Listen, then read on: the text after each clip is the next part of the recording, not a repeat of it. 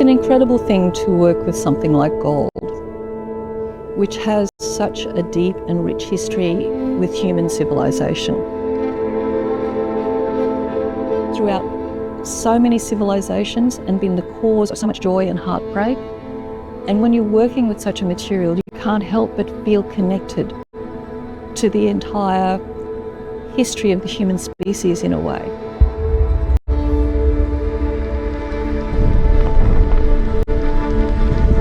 And all of our desires and all of our disappointments and all of our great celebrations. So gold means all of that.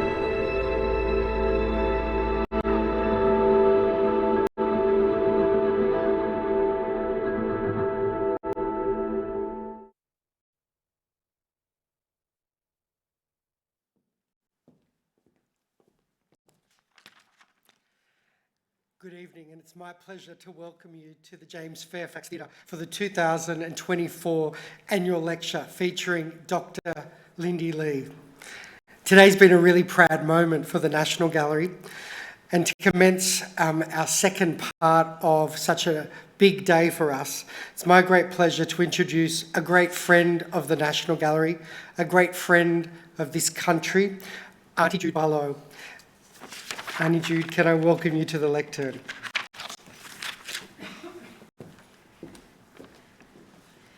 Thanks, Nick. Yuma, which is hello in Ngunnawal. So please use it when you're on Ngunnawal country to say hello, hi, and of course, g'day. It is an honour to be here once again with my dear friends at the gallery. And as I've said many times before, this place is a special place for me and my family.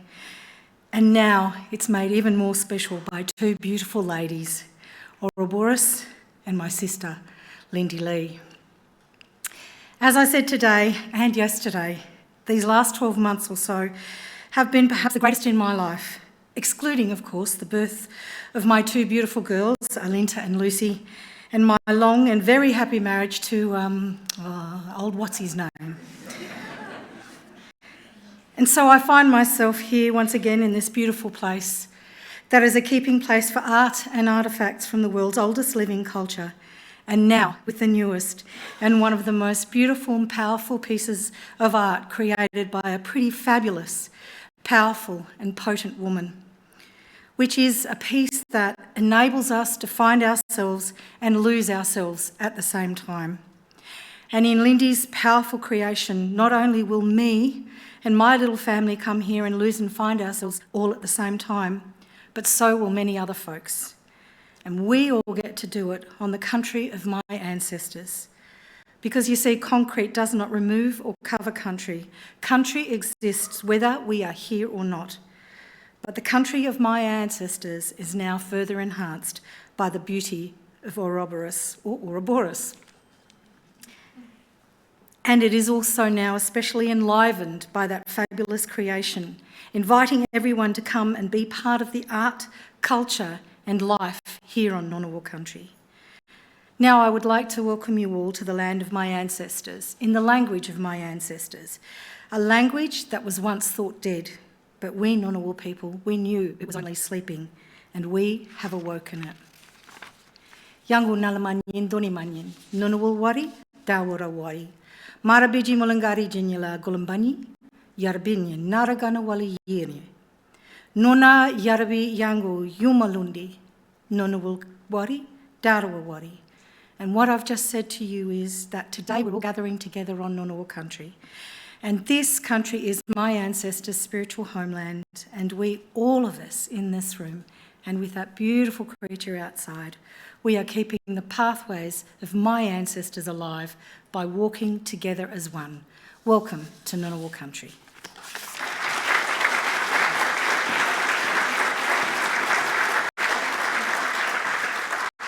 Thank you, Auntie Jude. Auntie Jude has also worked closely as elder in residence with Lindy on Ouroboros over the last couple of years. And it's been beautiful to watch that relationship unfold. So thank you, Auntie Jude, for sharing so much with the National Gallery and sharing so much with Lindy. Today is a very special occasion, and when Lindy and I were standing in front of Ouroboros, we reflected that in 2020, on the 2nd of November, we stood on the site where Ouroboros is, and we thought about what could be possible.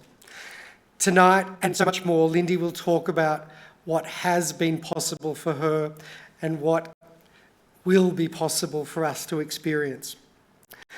Tonight, the 2024 annual lecture is supported by our great friends at Pallian, and we thank them for their ongoing partnership. And Abundance is a wonderful partnership with Pallian, and if you haven't had a chance to see it yet, I hope between now and June you'll get a chance to see Abundance, which is such an inspiration from Ouroboros. And the great thing about Abundance, unlike Ouroboros, is that when it's finished its display here at the National Gallery, it'll travel around the country for at least the next 5 years, inspiring people to come to Canberra to see Ouroboros. The annual lecture was established in 1983 to support the National Gallery's mission to advance the voice of visual artists. It coincided with the opening of the gallery in 1982. And we've brought some of the world's leading thinkers to present ideas to the Australian public. And past lecturers have included James Turrell, Cara Walker and Mark Quinn. And tonight it seems apt that the annual lecture is presented by Dr. Lindy Lee, one of Australia's most accomplished artists. Tonight we're also joined by an online audience across Australia and around the world. So we look forward to hearing more about the inspiration that brought Lindy to this place to make Ouroboros. But let me just go a few steps back. Because in 2018, Council Chair Ryan Stokes and I started thinking about what we could do to make this National Gallery be truly complete. With more than 40 years of history, we focused on ensuring the building architecture was rectified, and we also thought about the unfinished plan of the National Sculpture Garden, started in 1982, but never finished. And so tonight and today, we've taken major steps to bring to fruition the completion of the National Sculpture Garden. And in 2020, we started discussions with Lindy to make a work that marked our 40th anniversary. And that was such a big idea in our heads. But we were driven by some great ideas that James Mollison, the inaugural gallery director, shared with me. James suggested to me that there were 3 criteria for works entering the National Collection. They were that it should be a work of art that had absolute resolutions in the artist's practice. It could also be a moment of innovation. Or thirdly, it could be a moment of breakthrough. And I think after our launch today, I'm biased, but I think we ticked the 3 boxes. And I hope James is watching us today and feels proud, like we are, about adding a significant work to the National Collection. Ouroboros celebrates Lindy Lee's 4 decades of work, but also demonstrates the ambition that we have for Australian art and the ambitions to advance and complete the National Sculpture Garden. Lindy started her career in the early 1980s and studied at the Chelsea School of Art in London and Sydney College of the Arts in Sydney. In 2001, she received a PhD in Fine Art from the University of New South Wales. And Lindy also was a senior lecturer at the Sydney College of the Arts for over 20 years, where she taught and mentored a new generation of Australian artists that are making exciting works today.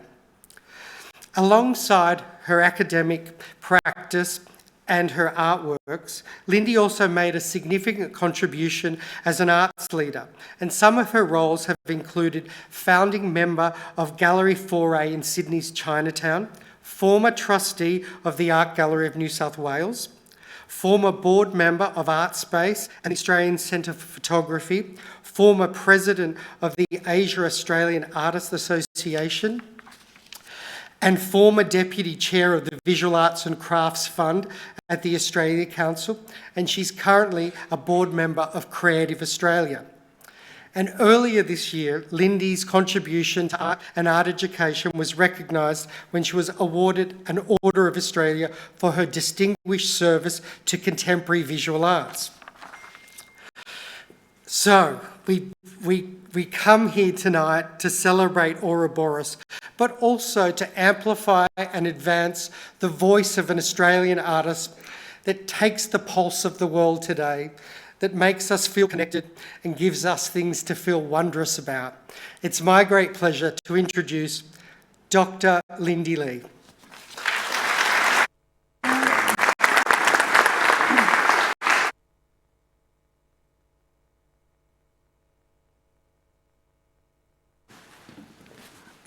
Oh my God, it's happening. Okay, I've just got to get myself ready.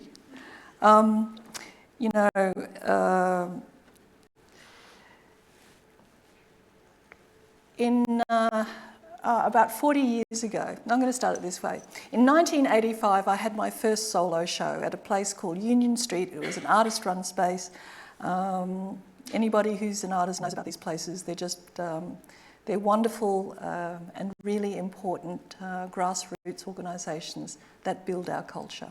Anyway, 1985, I have my first solo show. One James Mollison comes with a bag of money, and he's got a mission, and he wants to buy the work of emerging artists, and I'm one of them.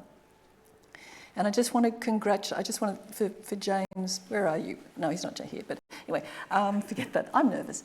But anyway, I just want to thank James for that, because for a whole generation of Australian artists, that was a huge leg up, you know, to be affirmed in that way, to be part of the national collection is quite a thing. Shortly after he bought, and I'll show you, this is the work that he bought. And I'm going to flip through these slides, by the way, because I have now had a very long career and I've had too much work and there's too much to show, so I'm just going to go racing through it. Anyway, where was I? So, curiously, it's almost 40 years ago that I stood in this very auditorium because James Mollison invited me, and I was going to do my very first artist talk, and I was as scared as anything. And I tell you what, things haven't changed. But I've done a lot since then. Anyway, this is going to be quite a personal talk, because I think it needs to be. But I've always felt that I had this huge question mark furrowed between my brows. And it sort of happened when I was very young and I first realised that death happened. And it's not that I was a morbid child, by the way, I'm not saying that, but you know, this just really confronting fact. I don't even know how it happened, but I realised that death was a real thing. And in my little brain, in my little heart, it was nonsense. It's like, how is it possible that one can have a life and you die? Where's the meaning in that? What's the purpose of it all? If in the end everything goes. So this question has perplexed me for almost my entire life, and it is actually the trajectory of my work. And this is also compounded by the fact that I have this face, which was a predominantly white culture. So, and you know, I was just speaking to the taxi driver who took me here tonight, and he was telling me about his experiences of being Indian and British, and it was great because, you know, we anybody who has any sense of splitness, you know, division, you know, we understand this in each other. And I actually think that all human beings have this sense of splitness, but we won't talk about that quite yet. Anyway, so I sort of grew up and, you know, I just, you know, I really was worried about this thing that everything ends. And I was also conflicted about my identity, which I've kind of talked about a little bit. I remember going to the Chinese club on a Sunday and my family will back me up on this, and we'd eat delicious Chinese food, etc., except Lindy wanted a hamburger. It's like, nah, don't want to eat this hamburger. And I remember sort of then the next day going to school, Morningside State School, and just sort of wanting to be a blonde surfy chick and president of the Monkeys fan club. And by the way, those things were never going to happen. I finished high school, and I really spent the next decade running away from any idea of being an artist. Because for a start, there were, as I said before, there were no role models in my life. There was no woman of colour who was an artist that I could see, and there were no women artists for a start, that I could see. There were, of course, but they were invisible. And so I found myself doing things like graphic design, high school art teaching, art history, everything but being an artist. I so was running away from it because I was absolutely convinced that was not for me. And I blamed the schoolboy at the bus stop one day because we were having this argument, and I'm surprised I didn't really punch him. But he was telling me, my dad says that women can be quite good cooks, but never a chef. He is so lucky that he lived through that moment. Well, anyway, but no matter how angry I was in that moment, I also half believed it. In fact, not even half believed it. I really believed it. Because I just didn't think women were as good as men. And that's just the nature of the culture at that time. Anyway, moving right along. So I'm running away from trying to be an artist. And I end up in Canada to study art history. Go figure. Canada's beautiful, but it was like moving from Brisbane to Brisbane, except it was minus 60 degrees. And then I kind of had this dark night of the soul where I was really deeply miserable. And the dilemma was, I could live a comfortable enough life as a teacher. That would be okay, and teaching is a really fine profession. But I had this really deep sort of low-grade dissatisfaction that was eating at me, and it was all to do with a life unfulfilled. So that was on that side. It would be an okay life, but not a fulfilled life. Then this horrible idea came up, like, you want to be an artist, Lindy, be an artist. And I'd say, but I'll fail, I can't do it, it's not possible. Anyway, for some reason, I decided it was probably better to fail at something that I cared about than live this low-grade life of dissatisfaction. So I jumped from Canada to Italy, had the most fantastic year of my life. I mean, all the Italian food, you don't have to let me tell you all about that. And all this incredible art at first hand, walking down the streets of Florence and seeing, Ghirlandaio's Gates of Paradise, everything was just amazing. And then one day, I came across this painting in the Uffizi. And, oh my God, I looked at it and I thought, oh, that is a bit violent. So there's this woman slaying, this man, and I was kind of mesmerised by it. And I looked down at the label and I realised, wait a minute, a woman painted that. Artemisia Gentileschi. And she has quite an extraordinary history, and I do not have enough time in this moment to give it to you, but she was amazing. But the point is that little Lindy, the seed dropped. If this woman could paint such a painting 400 years ago, then maybe I could try just a little bit. And so with that, I decided to build a portfolio while I was in Italy and apply to Chelsea School of Art. And I was accepted, and I lived in London for a few years. Again, had a great time.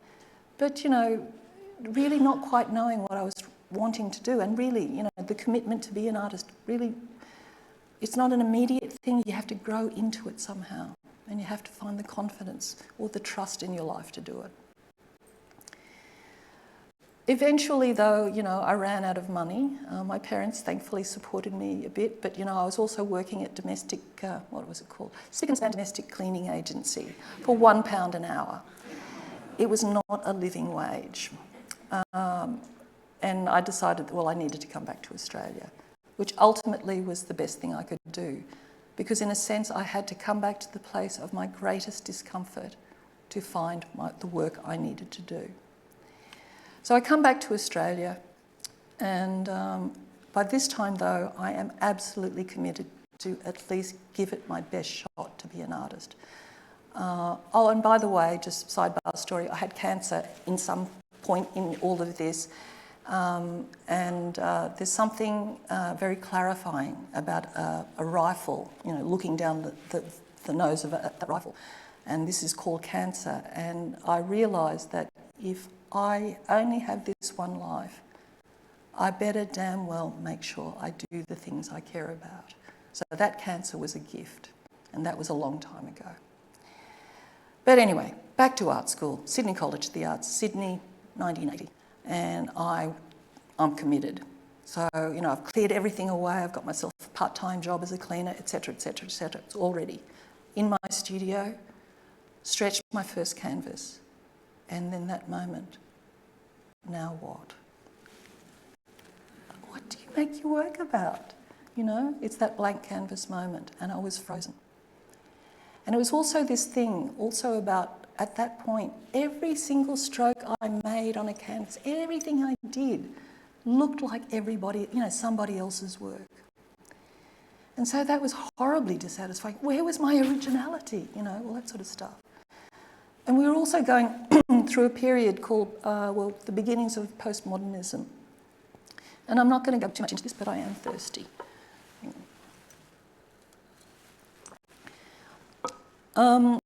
And it was thought in that period that it was the end of history. Everything had been done. Every stylistic convention had been invented. There was nothing else to do except parody and irony, and appropriation and copying. So I kind of, in one way, I thought, okay, if these are the conditions of the time, I will sail into the storm and not rail against it. So I ended up sort of going to the college library and pulling out books of paintings that I'd loved when I was in Europe, and then I started to photocopy these images. And do you know those old photocopiers, which were actually called photostats? And they're, and I don't know how it's used, but it's sort of static electricity, heat and fusing of the carbon. And sometimes it worked and sometimes it didn't. And if it didn't work, you just end up with black sooty hands. Do you remember those days? Well, I love that soot. So as I was photocopying all these portraits, actually, and I kept repeating this process and building up this layer of carbon, and it became beautiful and mysterious to me. And it was as if the image was both embedded into its materiality and also like a ghostly thing floating above. And this was the first one that I did. Oh no, sorry, that's me in London. Me in London, being art student, note flagon of wine, very 70s. Note probably, yes, cigarettes, yes, I used to smoke, and an eggshell palette thing. Okay, definite art student stuff. All right. Okay, so this is the first photocopy that I ever did, and I still think it's very beautiful. And this is after a Van Eyck painting. So at the same time, I was also, I knew something magical had happened, but I wasn't quite sure of what that was. And at the same time, I was also painting. And I remember being in my studio. I was in honours, I think, honours year. And my studio at that time was a decommissioned men's urinal. Boy, that was good. Because I remember propping up my paintings against that long trough. Anyway, if you can make art in art school, by the way, you can make art anywhere. Anyway, look, I was so frustrated. I was copying, I can't remember what kind of painting, whatever it was, and it was just not working, blah, blah, blah. And I got really cranky and I had a tantrum and I just spread all this black wax all over the surface. And then with just incredible aggression, just started to scrape it away. And I don't know, something that kind of, this voice, this magic, it said, this is correct, do this. And I got so, I didn't know what I was doing, but the voice said, this is correct. And I was so excited about it, I don't think I slept that night. And I raced into the studio early that morning and that feeling was there still. Now, there was something about the materiality, about the wax and the sooty black, which I will go into later. It's just about materiality, but that was my first connection of how materials in the world mean something. So anyway, I'm just going to whip through a bunch of stuff that I did in the 80s. Okay, so that was my first photocopy. This is called The Silence of Painters. Yep, I'm appropriating from the old masters. And this is just to demonstrate that I even use my favourite, Artemisia Gentileschi. And so that's her version of Judith, and that's my version. And there are some paintings. But the thing, the thing is, though, I wasn't trying to be a clever postmodernist. I wasn't trying to do parody or anything like that. What I was really sincerely doing was, when I looked into the faces of these portraits, and when you look into a great painting, a Rembrandt, for instance, what you see is the interior life of that person continuously unfolding, and it's deep and mysterious. And what I realised was I was copying the artists I envied.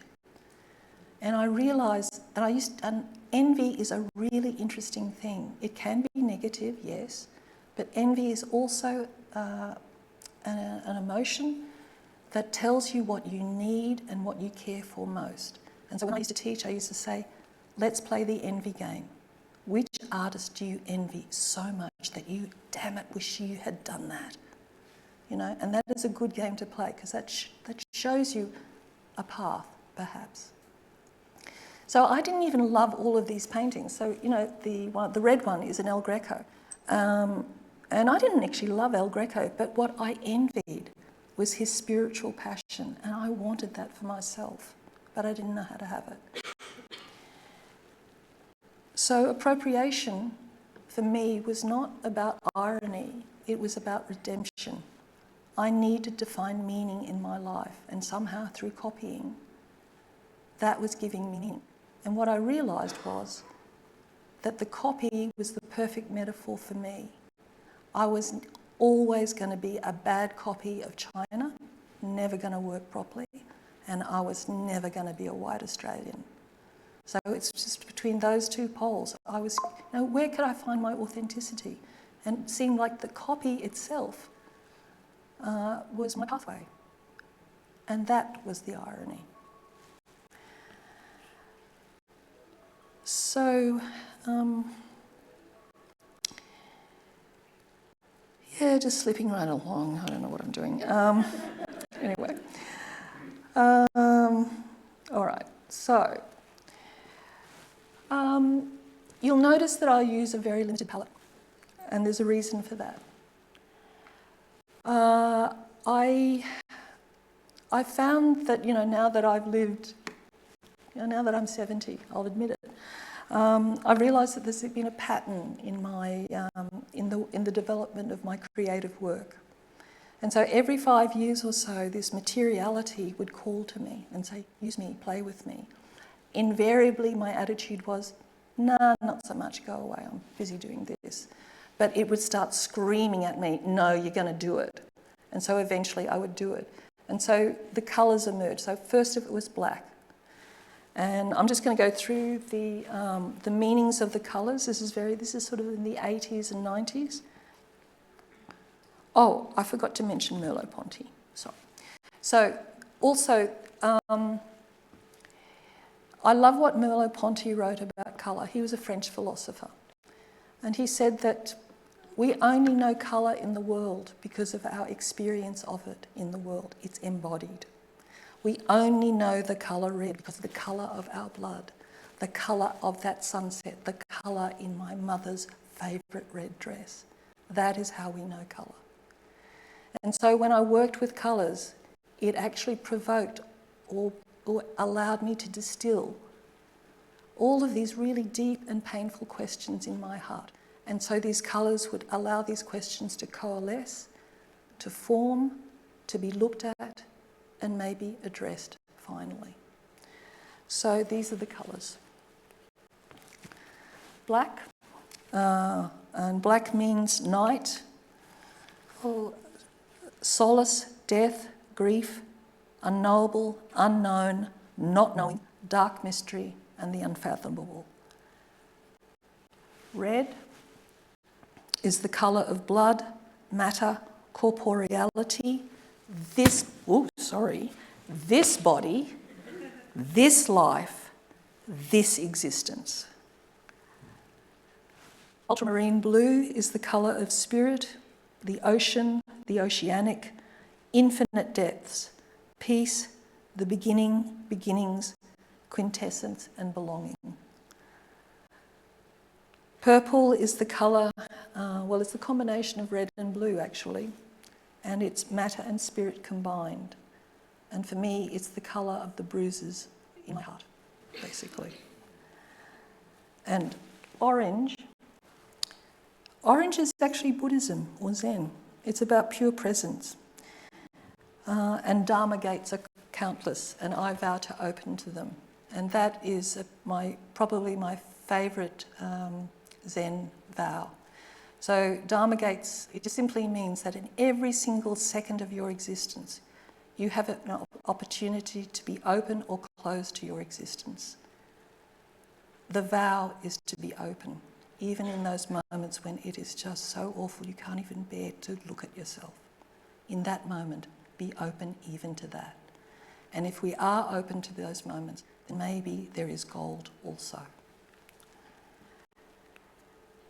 Then we come to this particular green. And I'm going to tell you a very personal story, which sort of sums up, in a way, how I have what colours do for me. Or anyway. So I'm walking in Chinatown at some point, and I come across this jade bracelet. It's not this one, but anyway, and I look at it, oh God, and it starts whispering to me, ocean of birth and death, ocean of birth and death. And I keep saying, but you're $900, I can't afford you. But it's still whispering, ocean of birth and death, ocean. I'm going, oh, what the? I can't pay $900. Anyway, I paid $900. About 2 weeks later, my brother John calls me and he tells me that his son, my nephew Ben, has been diagnosed with cancer and it's probably not going to end well. So I fly up to Brisbane because I was living in Sydney and spend the weekend with the family.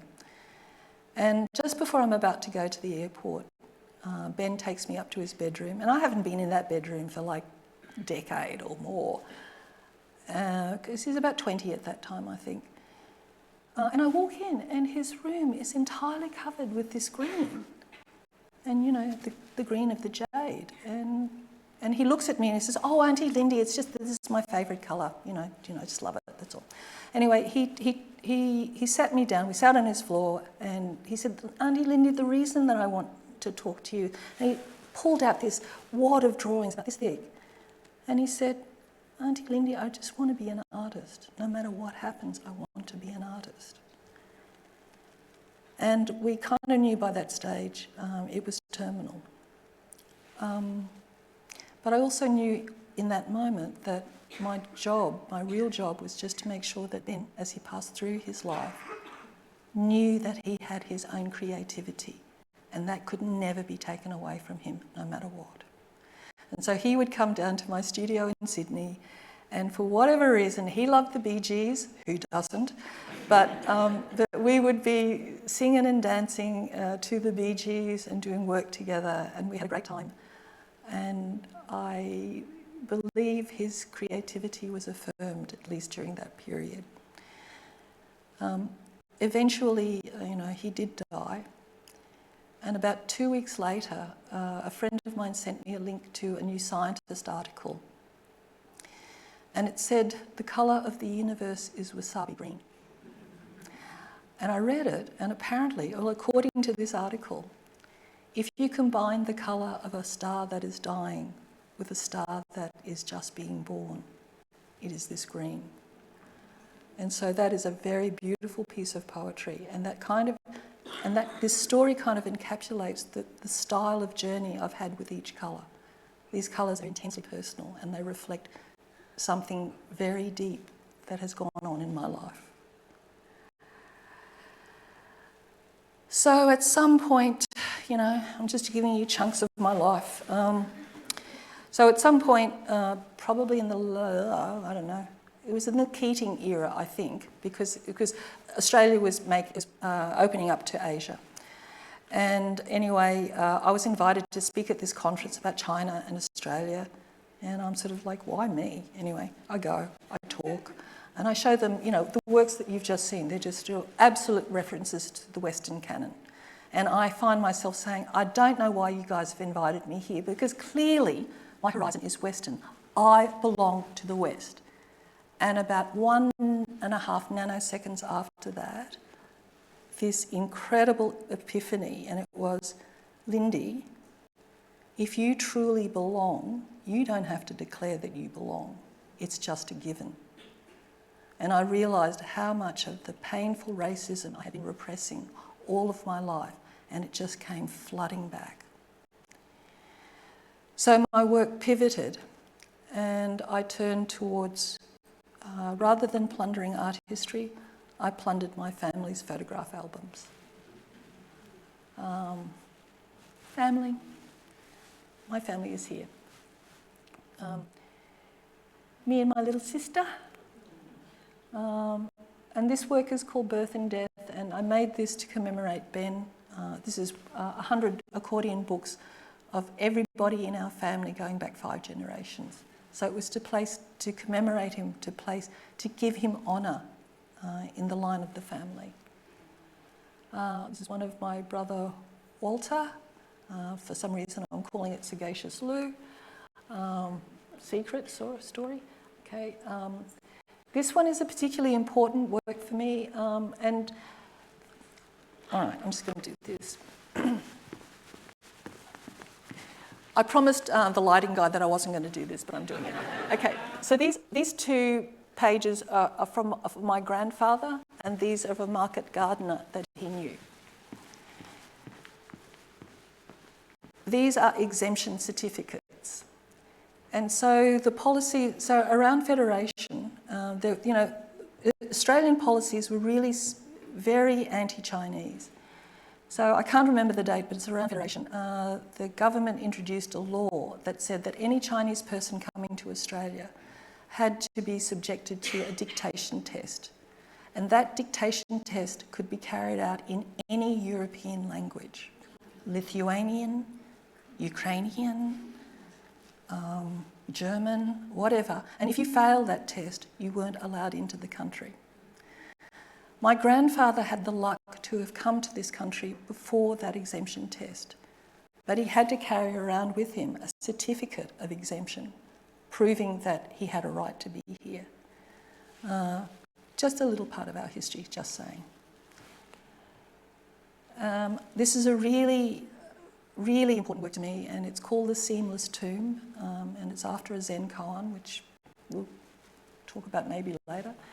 But you can hardly see it, but the photograph is of my father, my mother, my oldest brother John, and my mum's sister. My mother, if you can see it in this photograph, is 6 months pregnant. She's 6 months pregnant. My father is about, in a couple of hours, is about to step onto a boat, which is going to take him to Australia. And I can't imagine, every time I see this photo, I cannot imagine what it would have been for my mum who is 6 months pregnant. It is 1946. It is just the end of Japanese invasion and the beginning of the Chinese Revolution. So, and she can't come to Australia because it's government policy. So I think it's like 8 years before, oh, they didn't know, but it ends up being 8 years before my parents are reunited. Okay, now where are we?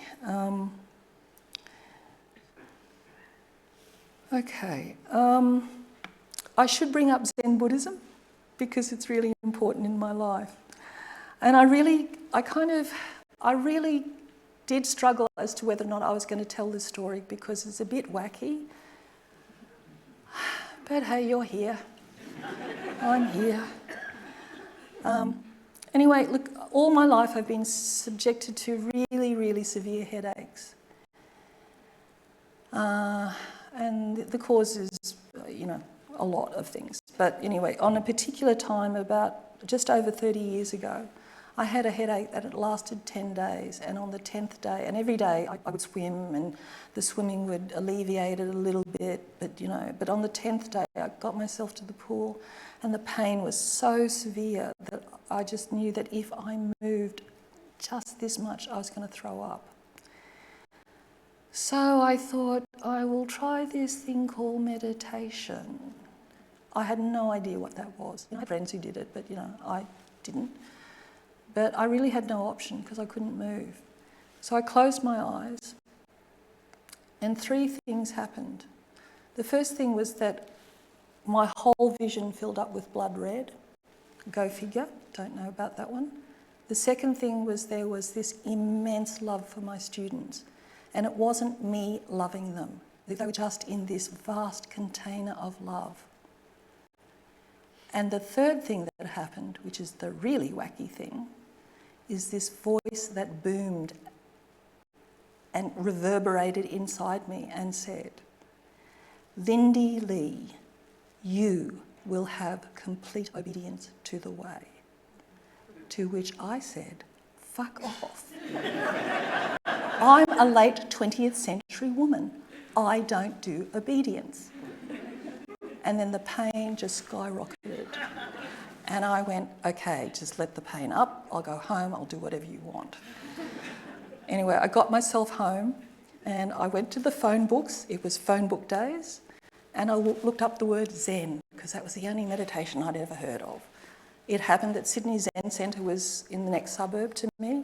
So that night I went to Sydney Zen Centre.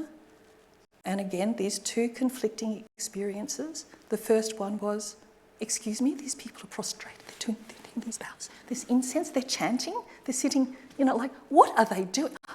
Not for me. No, not me.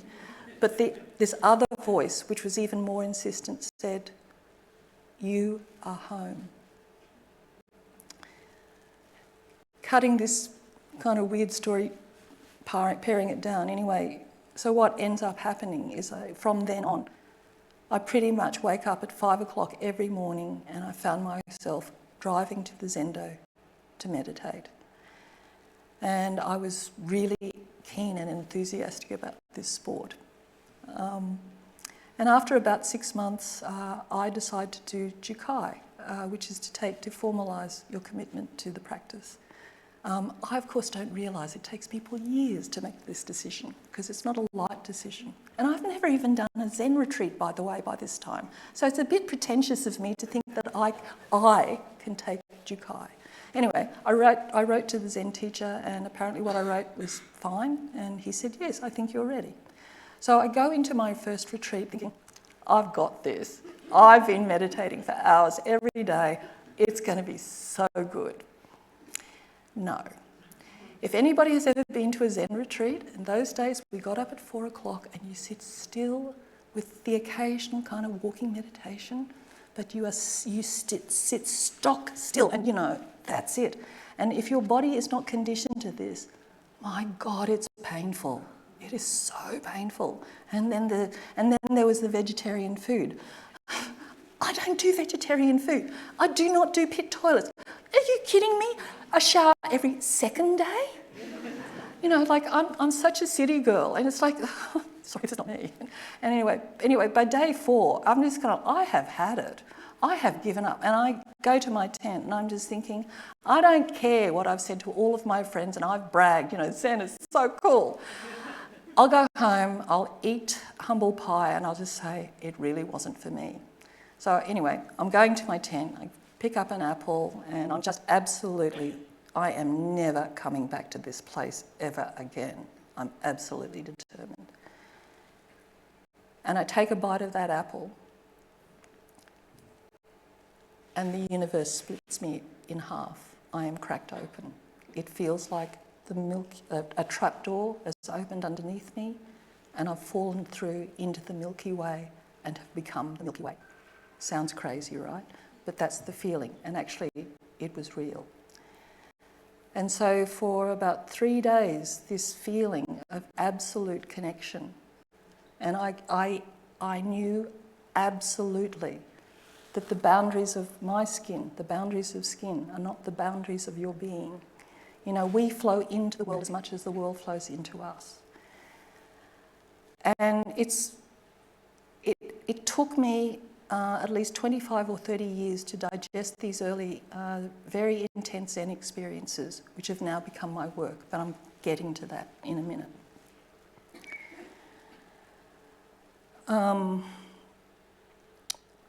Anyway, I'm still on the trail of trying to find my Chineseness, bloody blah, blah, and I find myself getting an Asia Link fellowship to study calligraphy in Beijing, because I think, at least I should try to understand the aesthetic traditions, of my ancestry. So I go to Beijing, find a calligraphy master, it's all good, I'm enthusiastic, I'm grinding away, pints of ink, and I'm terribly enthusiastic, and then I start, and that voice, that same voice that said, Lindy Lee, you will have complete obedience, rears its head and says, no, you must not do this.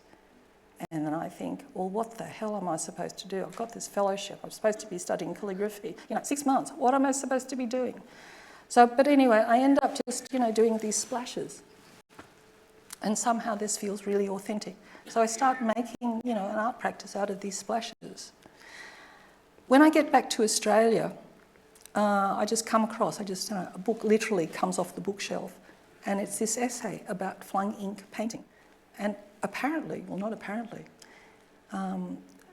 ancient Chinese monks would meditate for a short time, take up a flask of ink, and then toss it to a paper or silk. And that mark was understood absolutely to be caused by every condition in the universe that subtends that moment. So it takes all of the power of the universe to come together to make that. And I not only love that, I believe this to be true. And it also reminded me of a very central Buddhist story about cosmology, the net of Indra. So the net of Indra is this vast and infinite net. This is the universe. And at the ties of the net is this beautiful jewel. It is utterly unique and so beautiful. But its beauty is because it has received the light of every other jewel in the universe. And I love that because that story is about interconnection. Everything has to exist in order for any one single thing to exist. And so this is, that story is about connection. All of us, this lecture can't happen except you are here and I am here. Life can't happen except we are all in it together. So I start a new kind of painting practice. I'm just going to flip through these.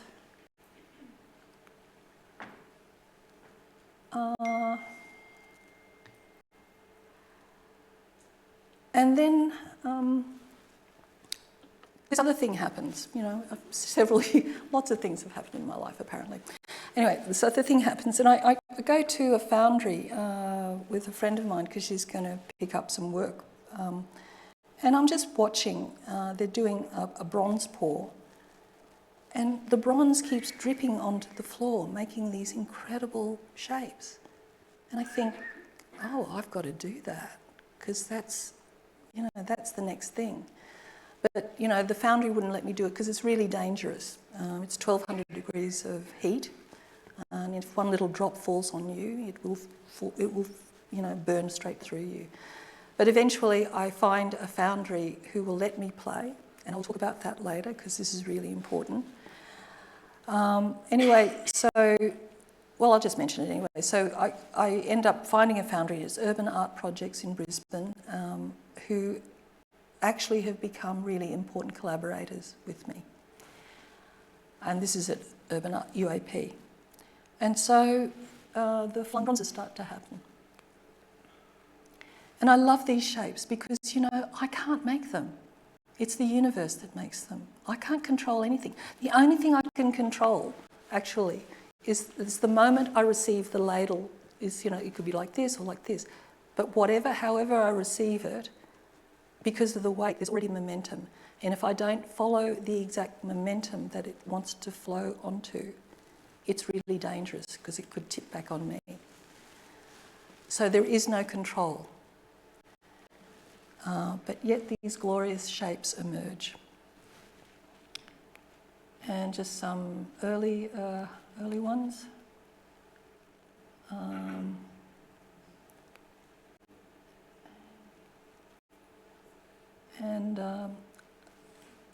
I think this is... No, there's one similar that's in the Charred Forest show that's within the building at the moment. By the way, I've got a solo exhibition somewhere around here. Okay, all right. And I'm just going to quickly go through this. Is Jason Carl here? If not, never mind. Anyway, so I need to talk about... I think I need to talk about UAP now. So I've just mentioned them. But I owe so much to them. And the way it all happened was that I simply met Dan Tobin, who is a founding director of UAP. I met him at a party, and anyway, it's kind of a long story, and I'll just briefly just say that somehow I got invited to go and play at UAP in Brisbane. And they really meant play. And I thought they were, I just thought they were a small outfit, double car garage, I'd go and do a few things. It ends up there, I arrive and it's 2 aircraft hangar size, and all I want to do is play a little bit. But they really welcome me, and they really are genuine, and they just facilitated every whim I had. And one of these whims was playing with custard and lead, making these little maquettes, which would eventually become, this is scaled up, these sorts of sculptures. Now, I've already said that UAP were really generous, but they were more than generous. They even did things like, in the early years, they would fly me to Shanghai, where they also had another foundry, to play. There was no obligation. It was just to play, just to see what Lindy can do. That is such a gift to an artist. And one trip, I remember, I don't know what I was doing, but Jamie Perot, who was the principal at UAP in Shanghai, he just said, "Oh, Lindy," he just tossed me this brief and said, "This is a public art space. You want to have a go at it?" And I thought, "Oh, okay. Hang on. Oh, no, sorry, I've just skipped ahead of myself. Okay, I've got to get into fire. Sorry, I'm going to skip very quickly through this. Anyway, so somewhere along this journey, also this, the voice comes back and says, "Lindy, you have to start playing with fire." And I again have this argument, and again I find a studio in Beijing, and I start burning stuff.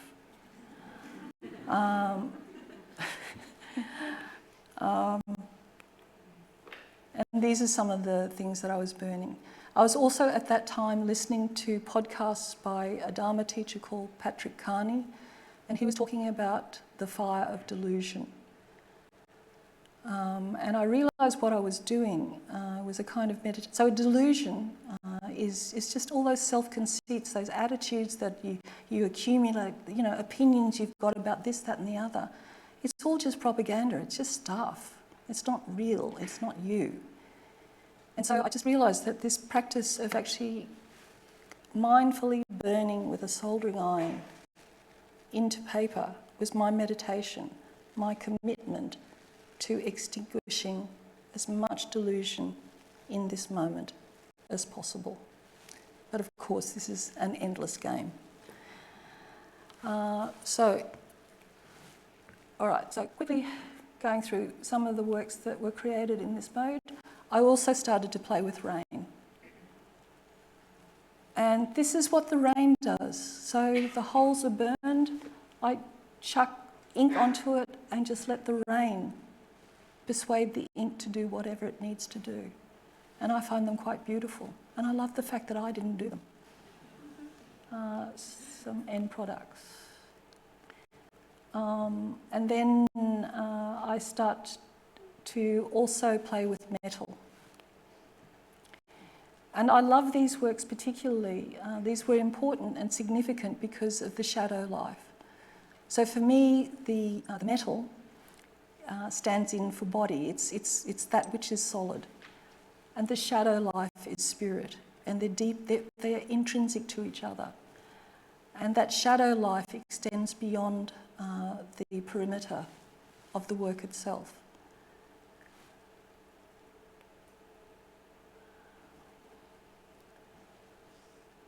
So, so back to Shanghai. So I'm in the office at UAP and Jamie just chucks me this brief and I think, oh, okay, I'll have a go at it and maybe I'll just start using holes and metal I think I should only use really simple forms because it's not the form that actually matters, it's actually the action of dissolution. Which maybe I can demonstrate through these next slides. Anyway, Life of Stars. It's this work that I make. And this is the beginnings of everything, another everything. So this is about 2 stories high and I think she's pretty successful. So it is mirror polished stainless steel and this was the beginning, as I said, of a whole new range of work. And here are some more. This is Secret Life of a Starlight Ember outside of the MCA. Heaven and Earth in Xi'an in China. The Eye of Infinity in Hong Kong. The Tenderness of Rain. This one, I don't know, some award. In China. I'm not very good at my CV, sorry. Okay. Now, I love making these big works. It's so satisfying. But there was one thing that I was, craving to do. And this little boy is demonstrating it. He's peering inside. And this is something of what he sees. So these are 3 different sculptures, obviously. But the one on the left is Ember outside the MCA. But what I love about these and what entranced me was that this is entire cosmos inside. And what would it be like if you could give people the experience of this? So this haunted me for a long time. Then along comes one, Nick Mitzovich. Summoned to Canberra.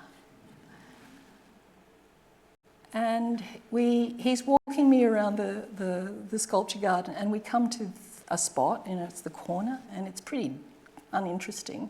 And Nick actually says, this is a pretty uninteresting corner. And people drive past the NGA and don't even know it's there.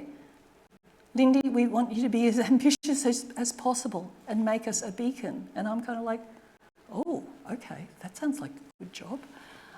No, it was wonderful, and I was also terrified. And I kind of think that if he had asked me even 2 years earlier, I probably wouldn't have been ready to do it.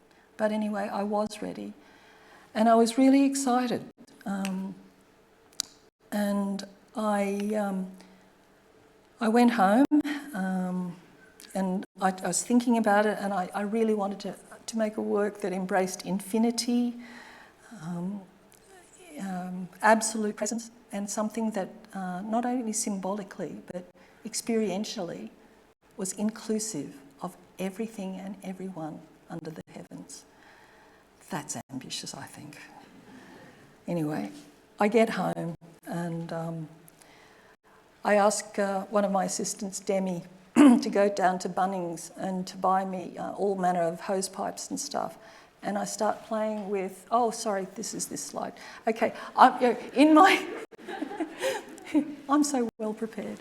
In my wish and desire to make, that interior experience, I also make this work called Moonlight Deities, which was in my MCA survey show a few years ago. Then, all right, this is me playing with hose pipes. Infinity symbols, not going to work. How does one make that stand up? But, and so, this is the creative process. This wasn't working. What am I to do? What am I to do? And somehow, I don't know the exact sequence, but it's something to do with the 2 pythons that live in my roof. The fact that there are all sorts of snakes, in the property where I live. And then I start thinking about the snake that swallows its own tail. And I realise, of course, this is the symbol of eternity. And not only is it a symbol of eternity, it's transcultural and transgenerational. Every culture that has had snakes has this symbol for infinity.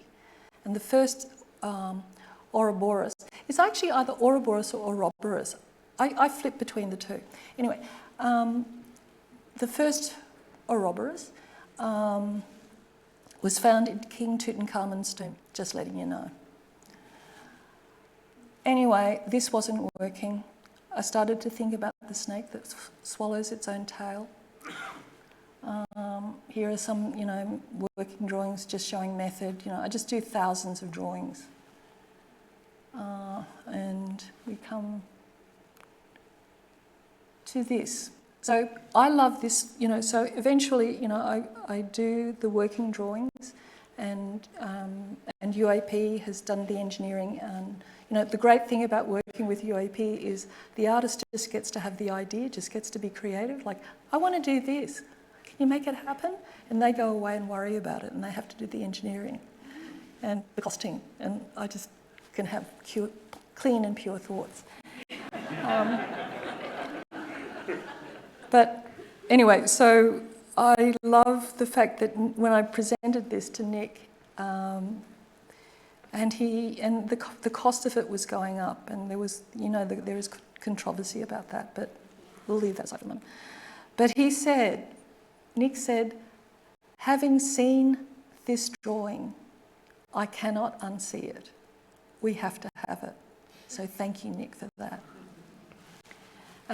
So these are a few images of being in my studio. And, my studio at that point was quite small. This is a 3rd scale, by the way, okay? So we were working on a maquette that was a 3rd scale. And it filled up the entire studio. There was not, you could only crawl. You could, it was pretty intense. And I love this moment. All right, it's all fallen apart. So I'm in the studio and I'm underneath everything, and I'm calling to Zoe, one of my assistants, just to move a chalk, because I just want to adjust something. I sort of didn't realise, actually, that it's only taped together, the whole thing. And by removing one chalk, the whole thing fell apart on top of me. It was a grand moment. Fortunately, I survived.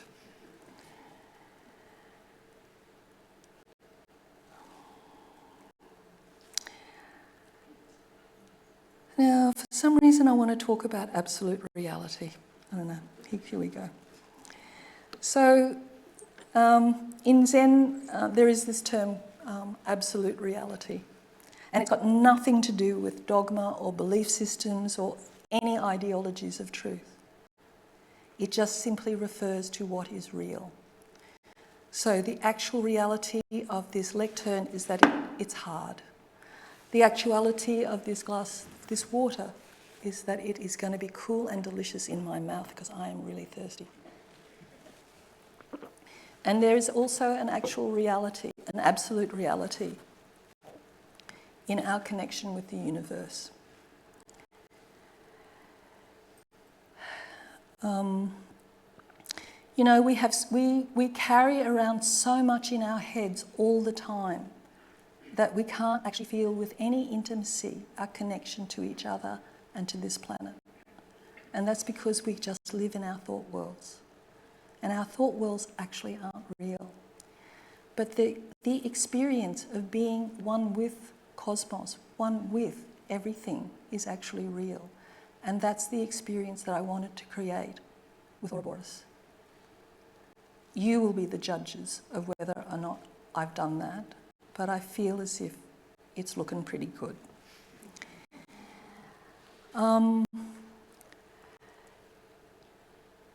So this sense of cosmos is really, really important to me.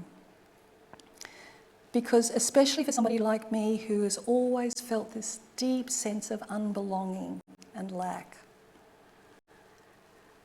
to realise that cosmos is the length, breadth and depth of everything that has ever existed, exists right now and will exist into the future. And we are a part of that, and none of us will ever fall out of that set of relationships. We cannot fall out of the universe. And so therefore, we all belong. Belonging is our birthright. And for me, that is not just comforting, it's healing.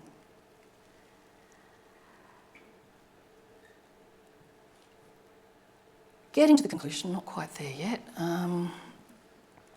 So I just want to talk a little bit about two thinkers, philosophers, I guess you could call them, but who have been quite influential in my life. One is Heidegger. You mustn't think that I read a lot of Heidegger, okay? It's just I read an essay called Wood Paths. Anyway, Heidegger was apparently walking in a German forest one day, and a lot, apparently. He walked a lot in forests. And he kept coming across these paths, and they would just end. And he found this really curious. And not only curious, but infuriating. Because aren't paths supposed to take us from A to B? Aren't paths supposed to, at least there's a hut at the end of, the path or whatever? But they would end. And by the way, Heidegger was actually interested in Taoism, and he had a go at translating the I Ching, I think. And I love this essay because it's kind of like it's the conceit. You've heard the expression, the Tao that can be explained is not the real Tao.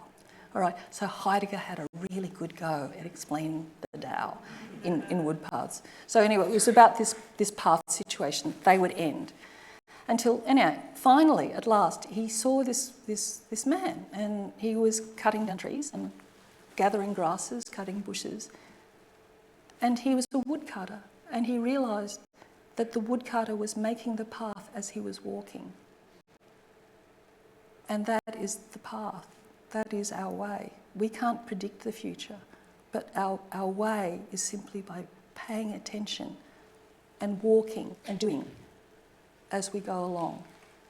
It is not necessarily a path that takes us to A to B. We make our paths with the walking. And I love that story. The second person is Dogen, who was a 13th century Zen philosopher, Zen Buddhist monk. And he wrote the Genjo Koan. And to distill it, it goes something like this. It is: to study the self is to forget the self and be authenticated by the 10,000 things. And by that, I believe he means is that if you really want to know who and what you are, drop every conceit, every construction you think you are. Get rid of that. And meet with intimacy, that which comes your way. And with that, that is the making of you. Our lives are that interface between the outer and the inner. Just doing this. and making our way through the world. Somehow, I don't know if you can see it, but these two stories or whatever actually sum up my practice method. I just obey that which calls me, and I make the path according to that.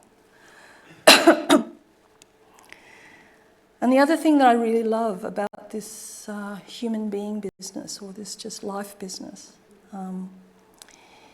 is that we are simultaneously historical and unhistorical.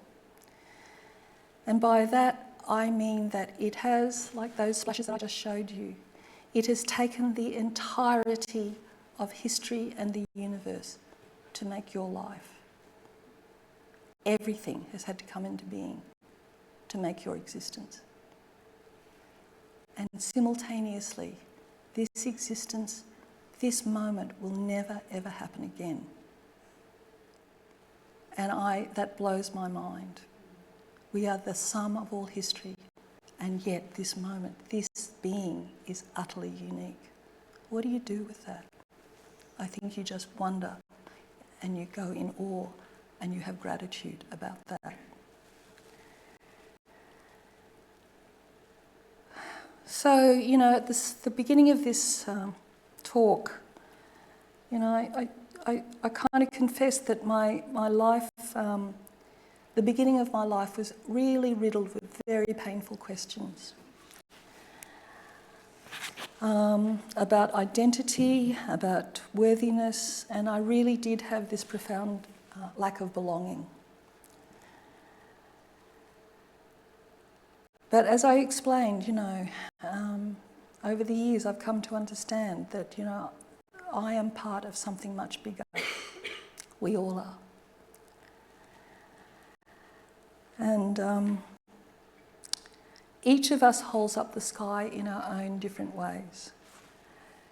Our genesis can be traced back to the beginnings of cosmos. And the thing is that matter cannot be destroyed, it can only be transformed. And when I work with elemental materials, I'm actually embracing the matter of existence. The materials I use, the wood, the metal, the fire, they all open intimate pathways to the real and the actual. The actuality of experiencing, as opposed to the thought worlds that we habitually live in. And the really important thing that I've learned is that life is not about fitting in. It's actually about growing the grace to be thoroughly who and what you are. And that's not fitting in. And with that, and if you cultivate that grace of just being exactly who you are, and yes, this is a lifetime practice, you will also grow the grace to allow the other to be exactly who and what they are. And I think that is belonging. That's all I've got to say.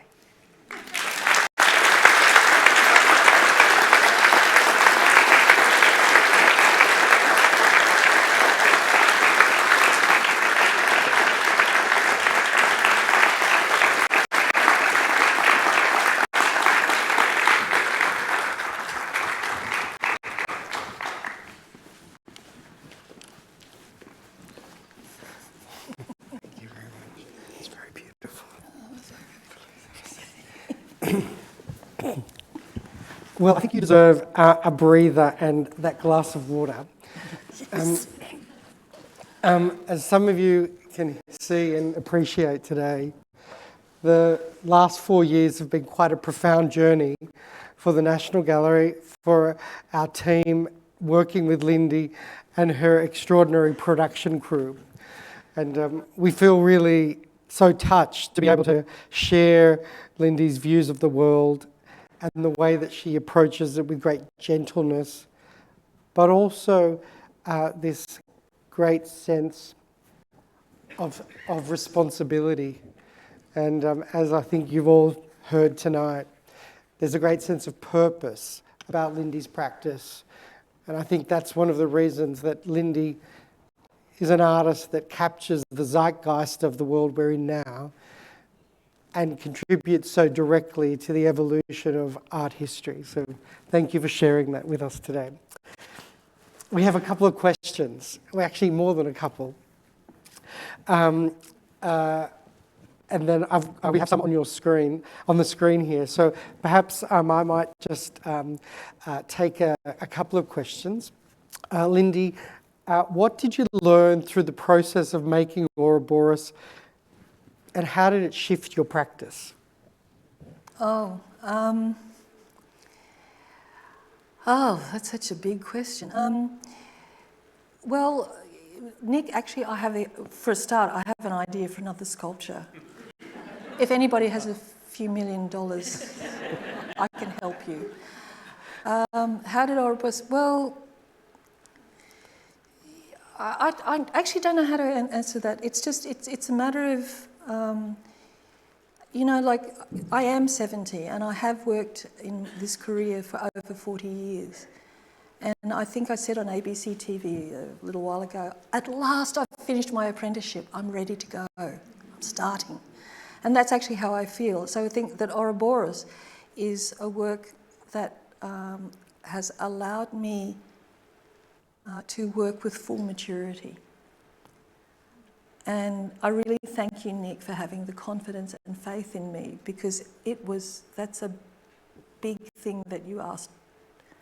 And so I think I now actually am more confident that I can do these things. And so I can't wait to begin. That sounds like a bit of an end, but there's one more question that I think we can use as an end, because it's actually a very beautiful question, and it's a question that perhaps we don't know the answer to it, but the question is, does Ouroboros sing in the wind? Oh, I don't know. But she feels different inside, and actually Liam, the truck driver, we were trying to figure out what she was whistling down the highway.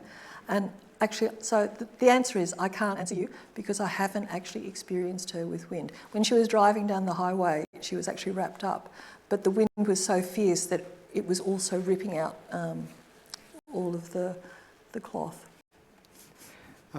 One of the things that everyone's going to experience tonight is Ouroboros at night, because in the daytime she reflects us and the world, and at night time she becomes a gigantic lantern. So please join me in thanking the extraordinary Lindy Lee, and please enjoy the giant lantern that is Ouroboros that you'll see on the way out. Thank you very much, Lindy Lee.